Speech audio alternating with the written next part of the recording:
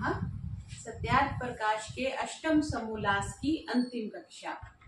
जो अष्टम समोल्लास है, इसमें महर्षि ने सृष्टि कैसे बनी, इसको किसने बनाया, कैसे बनाया, कब तक रहेगी, कैसे इसका विनाश होगा, इन सारे तथ्यों को पकड़ा है। अगर आप साधारण भाषा में बोलें तो बच्चा भी पूछता है ना कि दुनिया कैसे बनी, किसने बनाई, कब तक रहेगी, हम कब तक रहेंगे। तो ये जो छोटे छोटे प्रश्न जैसे बाल बुद्धि से बच्चा पूछता है, वैसे हमारे मन में भी आते हैं। लेकिन जब मन में प्रश्न आते हैं, जब प्रॉपर उत्तर नहीं होता तो हम उसको इग्नोर कर देते हैं।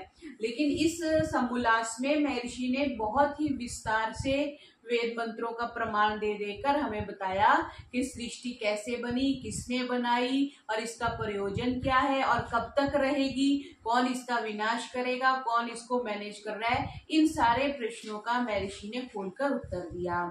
कल महर्षि ने फिर ये भी बता दिया था कि जगत की उत्पत्ति में कितना समय लगा। हम कोई भी चीज दूध लेने जाते हैं तो पूछते हैं ताजा है ना, कोई फल लेने जाते हैं तो फिर पूछते हैं ताजी है ना, आज की है ना, क्योंकि हम हर एक चीज फ्रेश चाहते हैं। तो काल की गणना इसी से ही पता चलती है कि हमें काल बड़ा मैटर करता है। फिर हम कोई गाड़ी खरीदते हैं तो हम पूछते हैं कौन सा मॉडल है, कौन से ईयर का है, ठीक है। तो काल की गणना भी इस एक प्रकार से महर्षि ने इसमें बता दी। फिर बता दिया कि इस सारे को धारण करने वाला परमात्मा है और वो सर्वव्यापक है, क्योंकि एक स्थान पे होके वो बाकी सारी जगह को धारण नहीं कर सकता।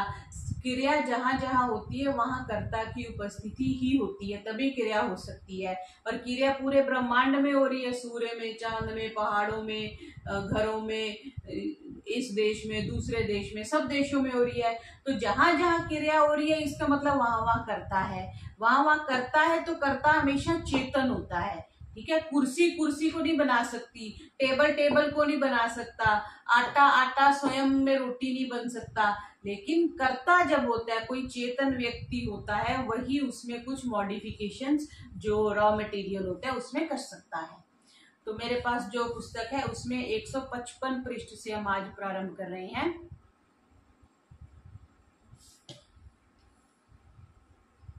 ये पहले यजुर्वेद के 33वें अध्याय का 43वां मंत्र महर्षि ने दिया है, आकृष्णेन रजसावला। कह रहे हैं कि जो सविता अर्थात सूर्य वर्षा आदि का करता है, वर्षा सूर्य के कारण ही होती है, प्रकाश स्वरूप तेजोमय रमणीय स्वरूप के साथ वर्तमान है।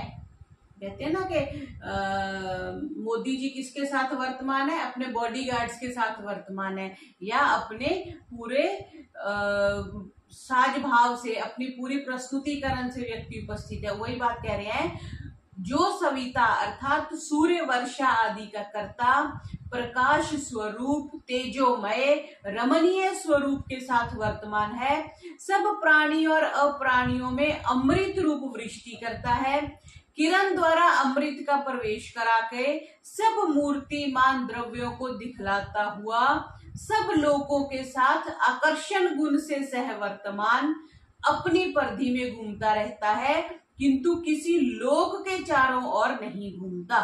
जो सूर्य है वो किसी लोक के चारों ओर नहीं घूमता, वो अपनी परिधि के, जैसे बॉल है ना, बॉल अपने परिधि में तो घूमती रहती है लेकिन किसी के इर्द गिर्द नहीं घूमती।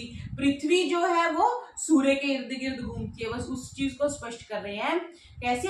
सब मूर्तिमान द्रव्यों को दिखाता हुआ, जो भी पार्थिव वस्तुएं वो हमें नजर आती है, कौन दिखाते हैं? सूर्य के कारण से दिखती है हमें।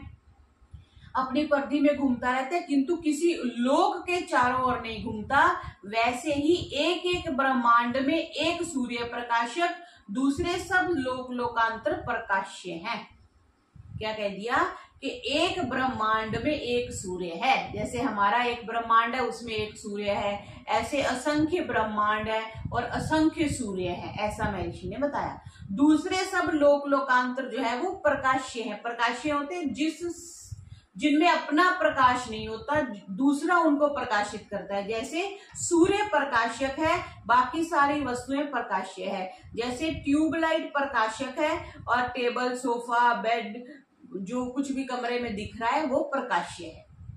फिर कह रहे हैं दिवि सोमो अधिमश्रिता, यह अथर्ववेद का मंत्र है कि जैसे ये चंद्रलोक सूर्य से प्रकाशित होता है। देखो हम कहते हैं ना, ये साइंस वालों ने बताया कि चांद की अपनी रोशनी नहीं है, वो सूर्य से लेता है। यह अथर्ववेद का मंत्र कह रहा है कि चंद्रलोक सूर्य से प्रकाशित होता है, वैसे ही पृथ्वी आदि लोक भी सूर्य के प्रकाश से प्रकाशित होते हैं, परंतु रात और दिन सदा वर्तमान रहते हैं, क्योंकि पृथ्वी आदि लोक घूमकर जितना भाग तो सूर्य के सामने आता है उतने में दिन, और जितना पृष्ठ में अर्थात आड़ में हो जाता है उतने में रात होती है। अर्थात उदय, अस्त, संध्या, मध्याह्न, मध्यरात्रि और जितने काल अवयव हैं वे देश देशांतरों में सदा वर्तमान रहते हैं, सब जगह होता रहता है। भारत में दिन है तो अमेरिका में रात है, भारत में रात है तो अमेरिका में दिन है, लेकिन चलता रहता है। अर्थात जब आर्यव्रत में सूर्य उदय होता है उस समय पाताल अर्थात अमेरिका में अस्त होता है, और जब आर्यव्रत में अस्त होता है तो पाताल देश में उदय होता है। जब आर्यवर्त में मध्य दिन व मध्य रात है उस समय पाताल देश में मध्य रात और मध्य दिन रहता है, बिल्कुल अपोजिट रहता है, ये तो हम जानते ही हैं। तो कह रहे हैं कि जो लोग कहते हैं कि सूर्य घूमता पृथ्वी नहीं घूमती, वे सब अज्ञ है, वो नहीं जानते। क्यों? क्योंकि जो ऐसा होता तो कई सहस्र वर्ष के दिन और रात होते। अगर सूर्य घूमता होता, अगर पृथ्वी स्थिर है, सूर्य घूमता होता, और सूर्य एक तो बहुत बड़ा है, उसको घूमने में भी समय लगता है, तो महर्षि कह रहे हैं फिर तो कई कई हजार वर्षों के दिन और रात होते। ये जो 24 घंटे का दिन और रात हो रहा है ये पृथ्वी के घूमने से हो रहा है। अर्थात सूर्य का नाम ब्रध्नः पृथ्वी से लाख गुना बड़ा और करोड़ों कोस दूर है। कितनी दूर है? जैसे राई के समान पहाड़ घूमे तो बहुत देर लगती है और राई के घूमने में बहुत समय नहीं लगता, वैसे ही पृथ्वी के घूमने से यथा योग्य दिन रात होती है, सूर्य के घूमने से नहीं होती। ये स्पष्ट कर दिया। फिर कहा कि जो सूर्य को स्थिर कहते हैं वे भी ज्योतिर्विद्यावत नहीं है, मतलब वो भी जिसको आप खगोल शास्त्री कहते हैं वो भी अच्छे नहीं है। बिकॉज यदि सूर्य ना घूमता होता तो एक राशि स्थान से दूसरे राशि अर्थात स्थान को प्राप्त ना होता।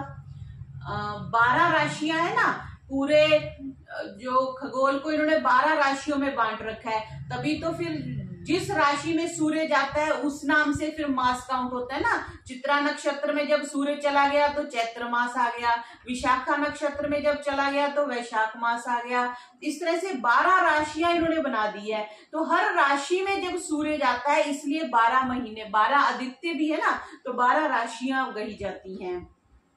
वही कह रहे हैं कि सूर्य घूमता होता तो एक राशि स्थान से दूसरे राशि स्थान को प्राप्त ना होता, और गुरु पदार्थ बिना घूमे आकाश में नियत स्थान पर कभी नहीं रह सकता। जो भी बड़ी चीज है वो फिक्स नहीं रह सकती, वो घूमती रहती है, ये महर्षि यहाँ पे कह रहे हैं। ये भी एक साइंस का सिद्धांत है कि जो भी ब्रह्मांड में जितने भी, चाहे वो उल्का है, चाहे वो तारे हैं, चाहे वो जो भी चीज है, ग्रह उपग्रह, वो घूमते रहते हैं, स्थिर नहीं है, खंबे की तरह स्थिर कुछ भी नहीं है। फिर कह रहे हैं और जो जैनी कहते हैं कि पृथ्वी घूमती नहीं किंतु नीचे नीचे चली जाती है और 2 सूर्य 2 चंद्र केवल जम्बू द्वीप में बतलाते हैं, वे तो गहरी भांग के नशे में निमग्न हैं। क्यों? क्योंकि जो नीचे नीचे चली जाती तो चारों ओर वायु के चक्र ना बनने से पृथ्वी छिन्न भिन्न होती, और निम्न स्थलों में रहने वालों को वायु का स्पर्श नहीं होता, तो नीचे वालों को अधिक होता और एक सी वायु की गति होती। 2 सूर्य चंद्र होते तो रात और कृष्ण पक्ष का होना ही नष्ट भ्रष्ट हो जाता, दोनों झगड़ पड़ते। घर में दो लोग होते हैं तो बर्तन खटक जाते हैं ना, देवरानी जेठानी भी खटक जाती है, 2 भाइयों में भी खटक जाती है। अब 2 सूर्य होते हैं, वो कहता आज मैं निकलूंगा, दूसरा कहता मैं निकलूंगा, फिर प्रॉपर्टी के बंटवारे की बात चल जाती तो बड़ा सब अस्त व्यस्त हो जाता है। तो कहते 2 सूर्य चंद्र होते तो रात और कृष्ण पक्ष का होना भी नष्ट भ्रष्ट हो जाता। इसलिए एक भूमि के पास एक चंद्र और अनेक चंद्र अनेक भूमियों के मध्य में एक सूर्य होता है। सूर्य सेंटर में बड़ा हो गया, उसके पास एक पृथ्वी, पृथ्वी का एक चंद्रमा, ये बता रहे हैं। फिर सूर्य चंद्र और तारे क्या वस्तु हैं और उनमें मनुष्य आदि की सृष्टि है या नहीं, ये पूछ रहे हैं। तो कह रहे हैं ये सब भूगोल लोक और इसमें मनुष्य आदि प्रजा भी रहती है। क्यों कि ये शतपथ ब्राह्मण का इन्होंने मंत्र दिया कि पृथ्वी, जल, अग्नि, वायु, आकाश, चंद्र, नक्षत्र और सूर्य इनका वसु नाम है। 8 वसु कहे जाते हैं ना जी, 1 2 3 4 5 6 7 8। पृथ्वी, जल, अग्नि, वायु, आकाश, ये तो अपने 5 भूत हो गए। फिर चंद्रमा और नक्षत्र हो गए और सूर्य। इनका वसु नाम इसलिए है कि इन्हीं में सब पदार्थ और प्रजा बसती है, कि इनमें सब प्रजा बसती है और ये सबको बसाते हैं, जिसलिए वास के निवास करने के घर हैं, इसलिए इनका नाम वसु है। क्योंकि ये बसाते हैं इसलिए इनको वसु कहते हैं। जब पृथ्वी के समान सूर्य, चंद्र और नक्षत्र वसु हैं, पश्चात उनमें इस प्रकार प्रजा होने में क्या संदेह है। जब वसु, जैसे हमने कह दिया ये 8 प्रकार के फल हैं, तो 8 प्रकार के फल हैं, तो फल तो है वो खाने लायक है जो हमारे घर में आ रहे हैं, जो मनुष्य लोग खाते हैं। तो एक जब प्रजाति सेम है तो फल है, तो फल में बीज भी होगा। अगर 8 प्रकार के फल हैं तो उनमें कोई ना कोई बीज अवश्य होगा। वही बात है कि जब ये 8 प्रकार के वसु हैं तो इनमें प्रजा होने में भी कोई संदेह नहीं होना चाहिए। और जैसे परमेश्वर का ये छोटा सा लोक मनुष्य आदि सृष्टि से भरा है, तो क्या वे सब लोग शून्य होंगे? बिना परमात्मा इतने ज्ञान वाला है, ऐसे तो नहीं कोई उसने धरती बना के खाली छोड़ दी होगी। कोई भी क्या उसको बोलते हैं, बिना प्रयोजन तो जो मंद बुद्धि है वो भी किसी भी कार्य में लगते नहीं है। मंद बुद्धि भी कोई भी कार्य करता है तो उसका कोई प्रयोजन होता है। अगर भगवान ने कोई पृथ्वी बनाई है या कोई और ग्रह उपग्रह बनाए हैं तो उनका कोई ना कोई प्रयोजन है। तो इसलिए इस बात से भी सिद्ध होता है कि वहां पे लोग होंगे, प्रजा होगी। परमेश्वर का कोई भी काम निष्प्रयोजन नहीं होता। तो क्या इतने असंख्य लोकों में मनुष्य आदि की सृष्टि ना हो तो कभी तो सफल कभी हो सकता है? नहीं हो सकता। इसलिए सर्वत्र मनुष्य आदि सृष्टि है। मनुष्य आदि सृष्टि कही है, मतलब वहां पेड़ पौधे भी हैं, जंतु भी हैं, जानवर भी हैं, सब हैं वहां।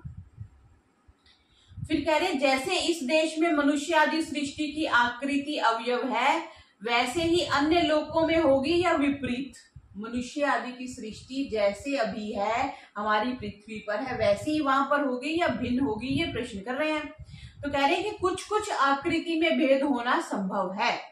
जैसे इस देश में चीनी, हबशी और आर्यव्रत, यूरोप में अवयव, रंग, रूप, आकृति का भी थोड़ा थोड़ा भेद रहता है। वो तो हम देखते ही हैं, इंग्लैंड वाले डिफरेंट दिखते हैं, चाइनीज डिफरेंट दिखते हैं, भारतीय डिफरेंट दिखते हैं, ये दक्षिण अफ्रीका के डिफरेंट दिखते हैं। इसी प्रकार लोकांतरों में भी भेद होता है।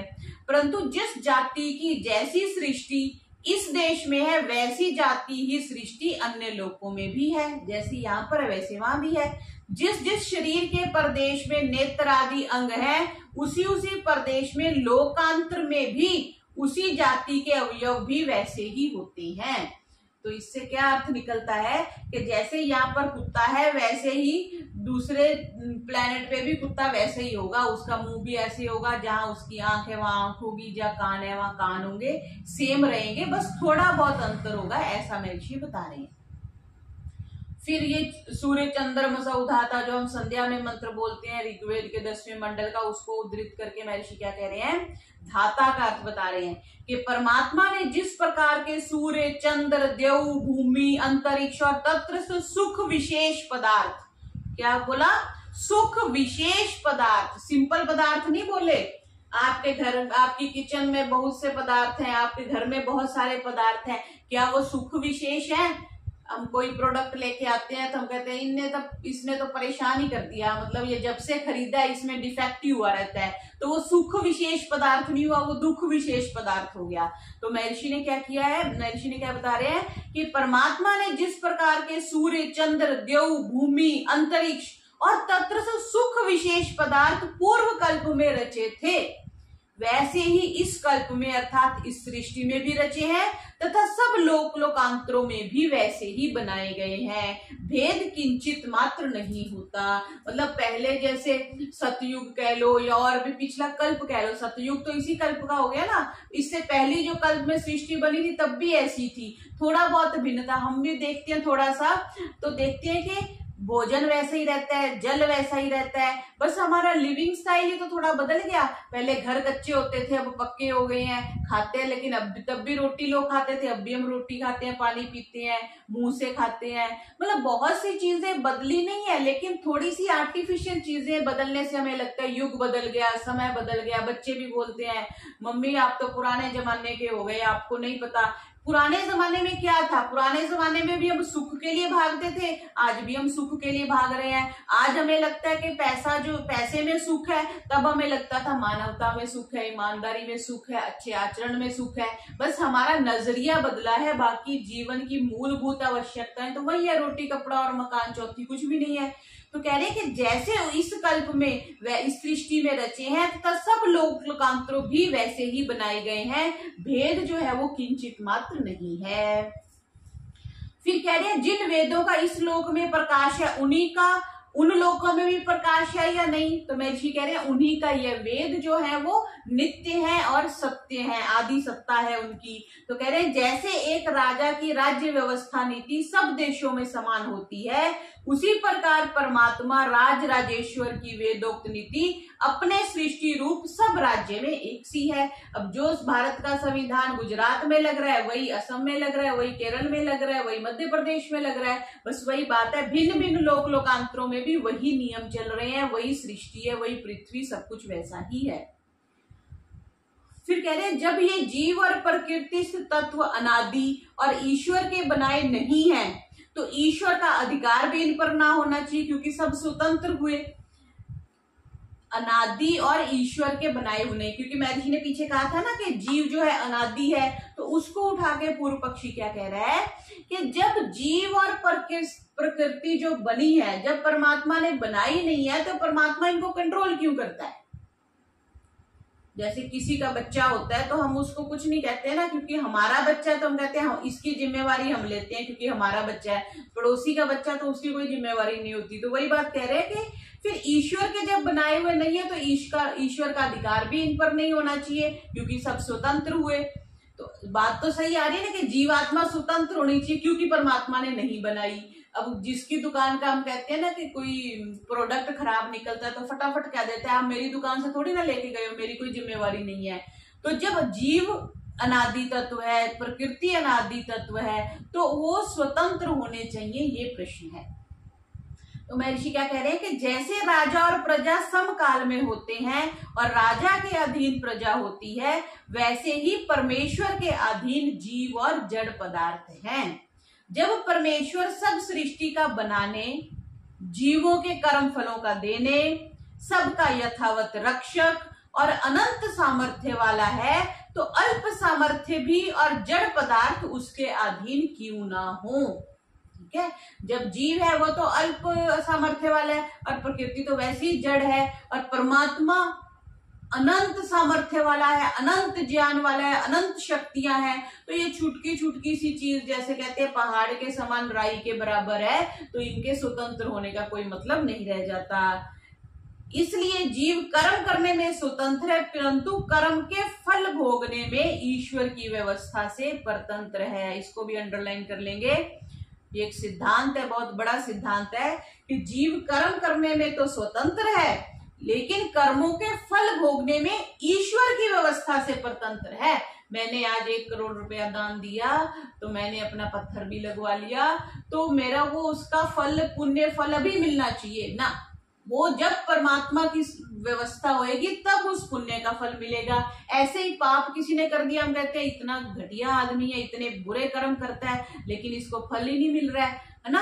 वो जब उसको परमात्मा की व्यवस्था होगी फल अवश्य मिलेगा, ये श्योर है। फल से कोई नहीं बच सकता, कर्म फल से कोई नहीं बच सकता, लेकिन फल कब मिलेगा वो हमें नहीं पता, वो परमात्मा की व्यवस्था से मिलेगा। वैसे ही सर्वशक्तिमान सृष्टि, संहार और पालन सब विश्व का करता है। सर्वशक्तिमान जो है परमात्मा, वो सृष्टि का संहार करता है, पालन करता है और सब विश्व का करता है। यहाँ पर हमारा अष्टम समूला समाप्त होता है। महर्षि आगे लिखते हैं, इसके आगे विद्या, विद्या, बंध और मोक्ष विषय में लिखा जाएगा। ये 8वां समूलास पूरा हुआ। इति श्रीमद्दयानंद सरस्वती स्वामी कृते सत्यार्थ प्रकाशे सुभाषा विभूषिते सृष्टि उत्पत्ति स्थिति प्रलय विषय अष्टम समूलासः संपूर्णः। ओम शांति शांति शांति। सर्वेभ्यो नमः।